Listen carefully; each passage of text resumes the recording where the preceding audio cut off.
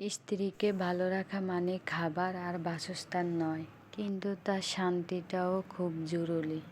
সবাই বিলাসিতা সুখী হতে পারে না। একজন স্বামী মানে যার হাত ধরে স্ত্রীর সব ছেড়ে আজীবন তার সাথে জীবন কাটিয়ে দিতে পারে।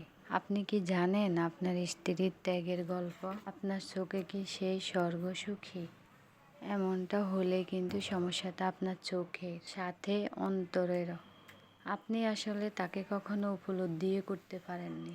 একজন স্বামী শুধু জীবন সঙ্গী নয়, বরং তার বাবা মায়ের স্নেহের অংশীদারও বটে। আপনি স্ত্রীর উত্তম বন্ধু, অথচ আপনার মাধ্যমে ইগো কাজ করে। স্ত্রীর উপদেশ শুনতে যদি আপনার শরীর জ্বলে, বুঝিয়ে নেবেন আপনি আপনার স্ত্রীর উত্তম স্বামী নয়। স্ত্রীর প্রতি যেমন স্বামীর কর্তব্য রয়েছে, সেই একইভাবে স্ত্রীরও স্বামীর প্রতি কর্তব্য আছে। সংসার জীবনে কলহ আসবেই, তবে সেই কলহর যেন এমনভাবে শেষ না হয় যেটা একটা সংসারকে শেষ করে দেবে। জীবন কেটে যাবে, কিন্তু জীবনের যে কষ্টটা কোনো দিনও শেষ হবে না। আপনি যদি স্ত্রীর অনুভূতিগুলো তার জায়গা থেকে ভাবতেন, তাহলে বুঝতেন, বিশ্বাস করুন, জগতে নারী ভালোবাসার পাগল। একমাত্র ভালোবাসা দিয়েই প্রতিটা নারীকে জীবনসঙ্গী করা যায়। আপনি একটু ভাবেন তো, স্ত্রীর পরিবার থেকে কেউ আপনার বিরুদ্ধে কিছু বললে আপনি মারাত্মকভাবে রেগে যাবেন, কিন্তু হয়তো আপনি আর কখনো শ্বশুর বাড়িতেই যাবেন না।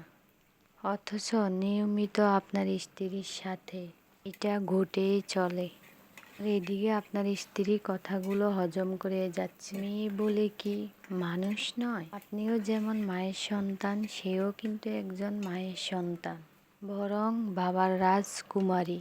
আচ্ছা বলুন তো, কোথায় লেখা আছে যে একটা মেয়েকে সব কিছু সহ্য করতে হবে? স্ত্রীকে সম্মান দিতে শিখুন, ভালোবাসতে শিখুন, কেননা উপর আল্লাহর কাছে ওই ব্যক্তি একজন ভালো মানুষ। স্ত্রীর সাথে সৎ ব্যবহার করুন, যে তার স্ত্রীকে একটা সুন্দর জীবন উপহার দেয়। একজন স্বামীকে সাপোর্টিং হতে হয়, কারণ জীবন সঙ্গী সাপোর্টিং না হলে জীবনটা অনেক তিক্ত হয়ে যায়। তাই জীবনে একে অপরকে বুঝুন, একে অপরকে ভালোবাসুন, একে অপরকে সম্মান দিতে শিখুন, একে অপরের যত্ন নিন, একে অপরের কথা শোনার চেষ্টা করুন, একসাথে মিলেমিশে থাকুন, সুস্থ থাকুন, ভালো থাকুন। প্রতিটা স্বামী স্ত্রীর সম্পর্কটা এরকম হওয়াটাই জরুরি। এটা একটা গল্প ছিল, তো আমার গল্পটা কেমন লাগছে অবশ্যই কমেন্ট করে জানাবেন। আর আমি এখানে একটু শাক বাছতেছি, কী শাক বাছতেছি সেটাও কমেন্ট করে জানাবেন, দেখি কে পারেন।